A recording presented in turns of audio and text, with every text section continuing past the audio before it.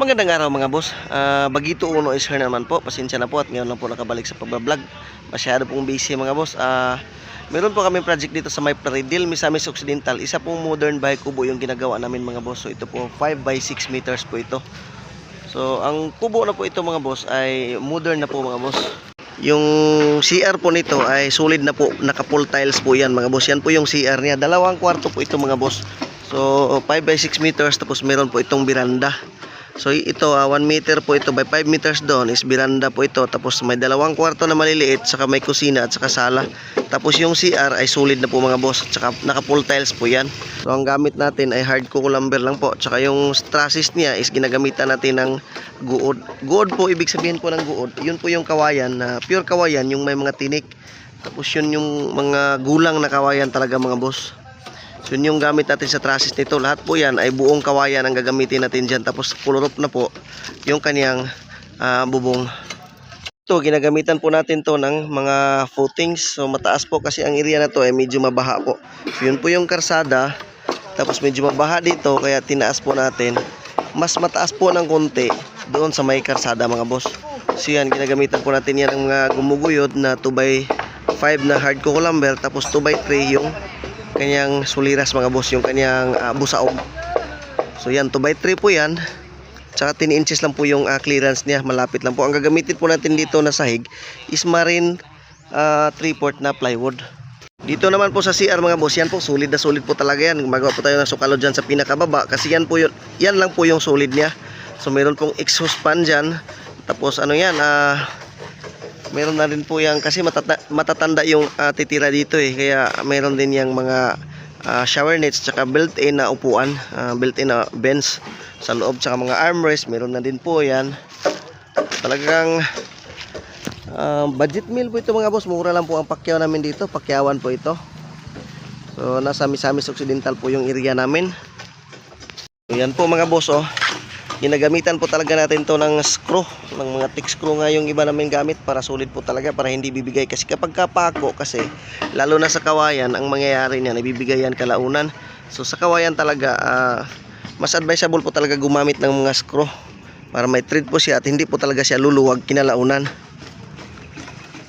Talagang hard coco lumber po talaga yung gamit natin dito mga boss. So tingnan niyo po. So yan po yung halos hindi natatalab yung pako. So kailangan na po talagang ibarina para lang lumusot yung pako mga boss. So sa CR naman ito mga boss, yan yung CR niya. So ang gagamitin po natin pintuan dito is sliding door. So mayroon na po tayong sliding door fittings na nabili. Tapos ang ano na lang is PVC door na sliding door. So PVC door yung gagamitin natin dyan na naka-sliding. So maliit lang po talaga ito mga boss. So yan yung isang kwarto dyan. Tapos ito yung CR sa gitna. Tapos dito yung isang kwarto. Tapos dito yung kusina. Ito bandang area na to. Saka ito yung sala. Itong kinatatayuan ko. Hanggang dito na hindi pa tapos na malagyan ng suliras. So ito yung bandang likuran niya mga boss. So meron tayong exit door dyan mga boss. So yan yung kwarto. Dito yung kusina banda. So ito yung bandang likuran niya. So dito yung septic tank natin. So tingnan nyo mga boss, buong kawayan po talaga lahat ang ginagamit natin na sintas. Pati yung kanyang mga sagunting ay buo na kawayan talaga yan lahat mga boss. Pero koloro po ito mga boss. Ngayon lang ninyo makikita kung na pwede pala yung buong kawayan sa trusses na ang pares niya is color na. So abangan nyo lang po talaga mga boss at meron po kayong matutunan dito sa trabaho namin ito. So yan makikita nyo mga boss. So yan yung poste. Yan yung poste. Tapos yung ginamit natin dyan na sablayan, ang tawag sa amin sablayan yan. So hindi pa ako yung ginagamit natin dyan kundi thick screw. So talagang hindi yan bibigay, hindi yan luluwag kalaunan kasi nga thick screw yung gamit natin na pang ano niya, hindi pa ako. So, dito naman mga boss So kawayan lahat yan, buong kawayan. Pati sa loob naman kawayan talaga lahat.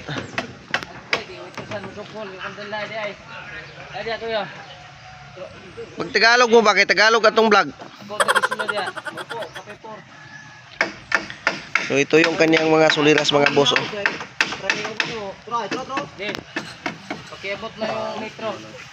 Hard coco lumber po na 2x3. So So yan, naglalagay na tayo ng mga bridging. Anong masasabi mo sa trabaho natin, Gao Jimboy?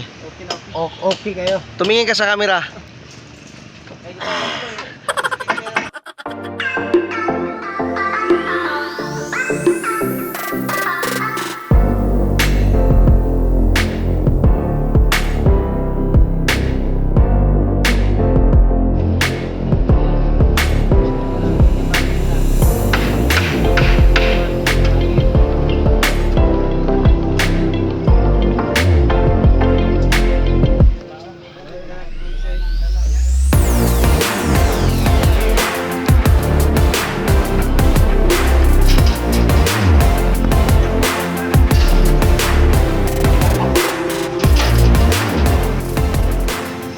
So ang gamit natin na dingding dyan ay amakan mga boss. Yung may diamond na amakan. So magiging mas ma-emphasize yan kasi yung mismong ano yan, yung mga molding na kawayan na yan ay idadark natin para kitang kita yung design ng amakan niya. Saka pagka nabarnisan yan, makikita talaga yung design yan. Ito yung mga boss oh. So meron siyang mga diamond na design. So ito naman meron din tong biranda pala mga boss. So yan, biranda yan 1 meter by 5 meters. So pahaba yung biranda niya, wala pa lang gutter dito, hindi pa natin nalagyan ng gutter. So dito pa lang natin nalagyan ng mga gutter kasi yung damba dyan, yan din yung gagamitin natin dito kapag ka natapos na yan dyan. So unahin natin dyan silingan bago itong dito sa may biranda. So yan po ay room mga boss, kwarto po yan. At saka yung isang kwarto ay nandoon sa unahan, yung sa gitna yung CR. Sulit po ang CR niyan mga boss kasi full tiles po natin. So yan mga boss, amakan din yan. So mayroong jealousy windows dyan sa gilid. Saka yung entrance talaga, main door nito mga boss ay nagbablard. Dyan mga boss. So ang gagamitin natin dyan sa entrance door niya is sliding glass. Sliding door mga boss na glass. So dito yung entrance niya, sliding door. Tapos doon yung kusina, yung lutuan. Dito dyan sa may nakaupo, dyan yung dining area niya. So yung kisamin yan mga boss ay gagamitan natin ng amakan. So yan mga boss oh. Diyan sa taas mayroon tayong design dyan na nilagay kasi mayroong chandelier yan na ilalagay sa gitna. So kaya pinataas natin. So doon amakan din yan yung sa bandang kusina. So akyat ako mga boss para makikita nyo. Aray. So ito mga boss oh. So straight ka lang dito sa sliding. Saka yan yung exit door niya papunta doon sa labas. Meron kasing marami pang damba kaya so ito mga boss oh. Yan yung isang kwarto. At saka ito yung isang kwarto. So ito yung CR niya mga boss. So yung CR naman niya mga boss ay solid talaga. Saka full tiles to mga boss. So yan, ita-tiles pa natin yan hanggang sa kisame talaga. So hindi pa lang tapos ya. Tapos meron din yang laboratory dito sa teka, lalapit ako. So dito yung laboratory niya mga boss. So yan yung bowl niya. Diyan yung shower. Kahit maliit siya mga boss pero kompleto yung kanyang CR. So meron din tayong nilagay dyan na shower nets. Yung mga lagayan ng mga shampoo. So naka built-in po yan mga boss. So meron din tayong gagawin dyan na bins. Built-in bins. Kasi yung titira dito ay medyo may edad na. Kaya nilagyan natin ng upuan. So ito yung unang kwarto. So aircon type po ito mga boss. Lalagyan po natin to ng aircon dyan. Mayroong bintana na maliit. Saka dito naman sa kabila yung isa pang kwarto. So hindi pa lang tapos yung jam nito mga boss. Saka na lang kapag matapos na natin tong kisamihan. So dito naman yung isang kwarto. Mayroong medyo malaki-laking bintana. Dalawang span na na jealousy windows na tinted mga boss. So ayan. So medyo konti na lang trabaho natin dito. So ito yung kanyang bali living area. So yung sala.